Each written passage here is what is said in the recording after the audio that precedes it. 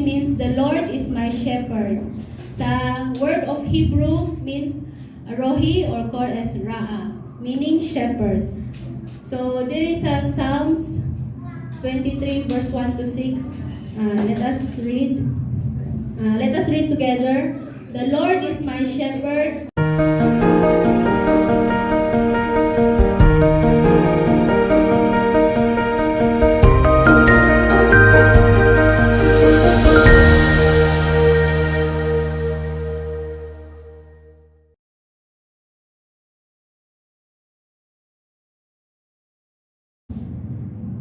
Amen? Amen. And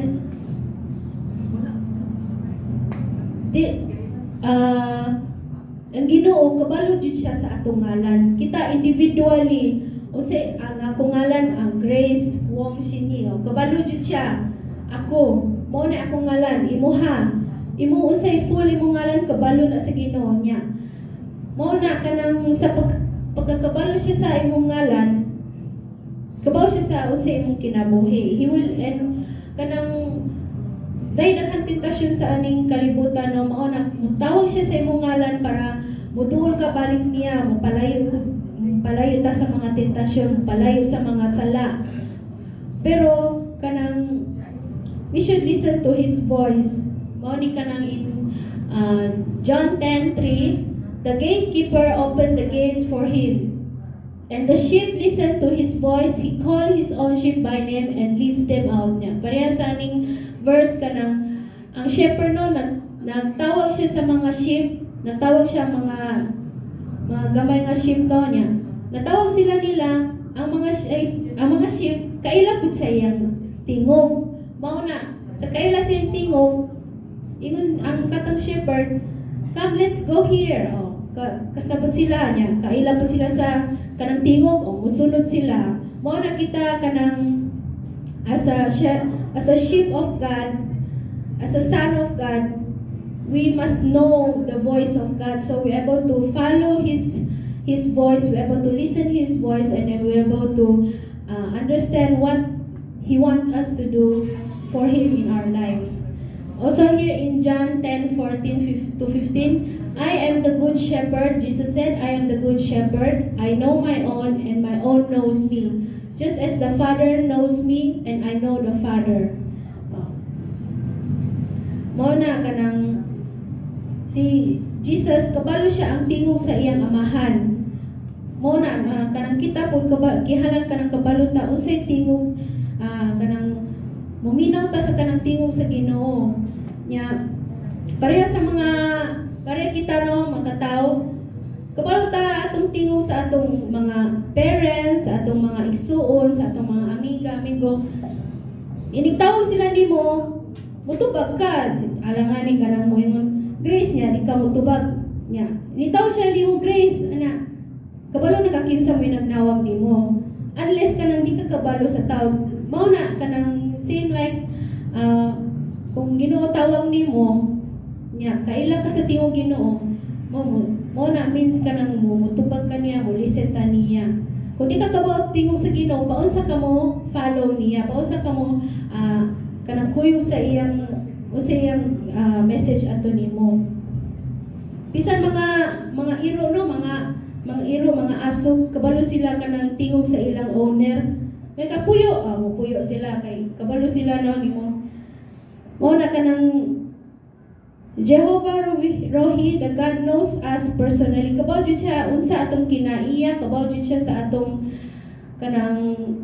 kinabuhi. Usay mo na kung kabalo siya nato, kung siya may na-create nato, ngano akong kinabuhi ngano akong kinabuhi dili maayo. Kay wa man ta nagduol sa Ginoo. Kaya ang importante kanang kihanan ta mo duol sa Ginoo. Usa ka kabalo pa unsa mo duol sa iya ha. Usa ka kabalo pa unsa mo close imong relationship dito ato sa Ginoo. Amen ba? Mo na ang question there is, did you personally know God? Did you know who is God in your life? O na. Nya. Dire kanang God owns and provide. So,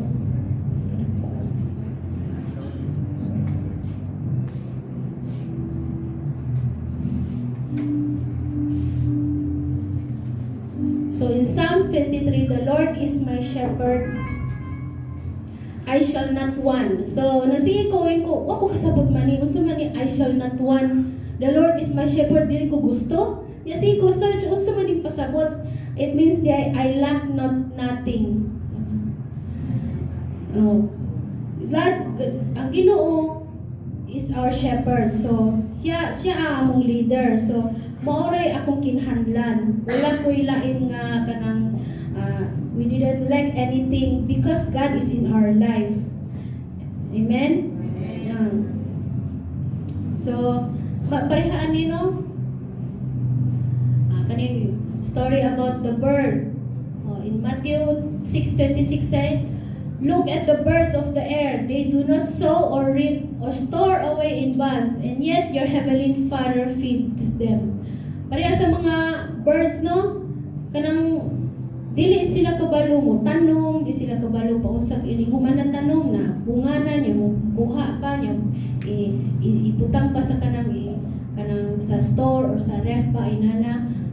Pero ang Ginoo kanang mo feed them gihapon, mahatag siya kanang kaalam, kanang pausa mongita o kanang pagkaon, asa dapat mongita, naa sila kanang mga senses kanang ay pagkaon diri, ay ato dito kay naay pagkaon ana.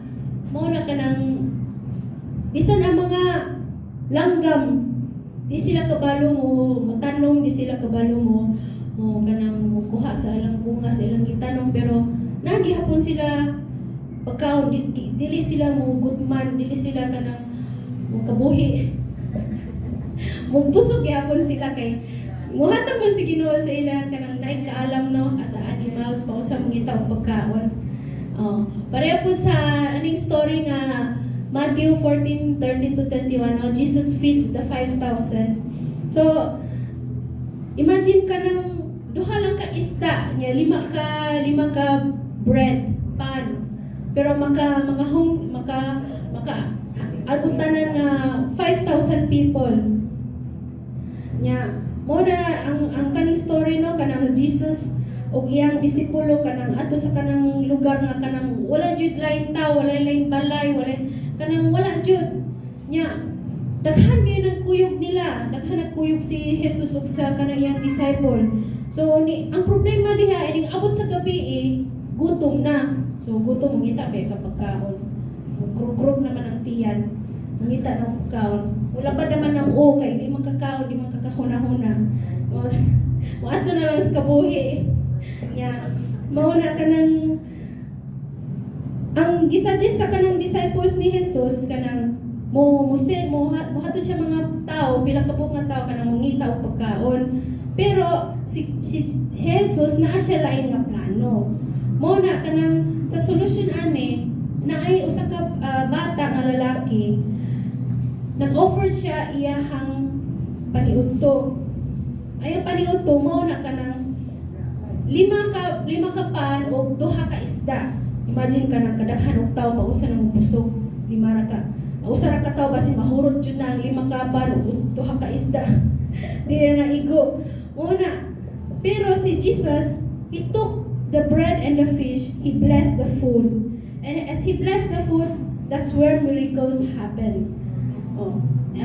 After nag-ampo siya, iyang gikuha nag-ampo siya, nag-bless siya sa pagkaon, iyang gipanit-panit, igamay-gamay ato sa mga tao. Kani ikaw, kani imuha niya. Sa as naghatag, namutipol ang pagkaon. Mao na niya, hangtod bisan 5,000 ka tao, busog gihapon sila. Nya sa pagkabusog nila, naapa jud nahabilin. So, bisan naman na sila kaon, naapay 12 basket, 12 nga basket naapay bilin kanang isda o kanang pan. Kita ganina pulo ka tao, usa ka sako basin dili na igo. Mao na kanang mo nag-in kani makita jud ka ang miracle sa Ginoo sa ilang kinabuhi niya as the Jesus have a faith in God his Father. Mo na kanang nya sa kaning story nga 5,000 people no, men ra na, wala pa ilabot mga women's o kanang mga bata. So basin more than 5,000, basin moabot pa og 10,000 niya. naapay bilin nga 12 ka buok nga basket mo na kanang makita ka kanang pausa kanang blessing sa Ginoo ato sa ilaha. If you have faith in God, just like in verse 6, my cups overflow. So as we believe in God, your cups will overflow. You will have more than enough. Even though kanang you ask for this, but God will give you more than enough. You will have extra 1 or 2. So, amen? And here, He will give us what we need.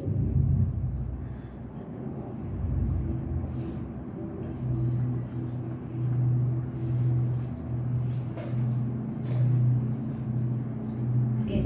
He will give us what we need. Unsay atong kinahanglan, dili what we want, dili katong atong unsay atong gusto. Lahi ba yan unsay atong kinahanglan ug unsay atong gusto. Pareha ka ng example kanang na kay aning amount nga kwarta. Unya din ka kay mo andam ko ani kay naa jud ko importante paliton. Unya nakita ka na yung kauban, wow, bago yung cellphone. Naay bago kayang kamera maka zoom jud ka nang layo, kanang ma-clear, klaro pag yun. Gusto po ko inana. Kanang nindot kayo iyang color kanang rainbow, wala ko ana. Pero imong phone makagamit pa.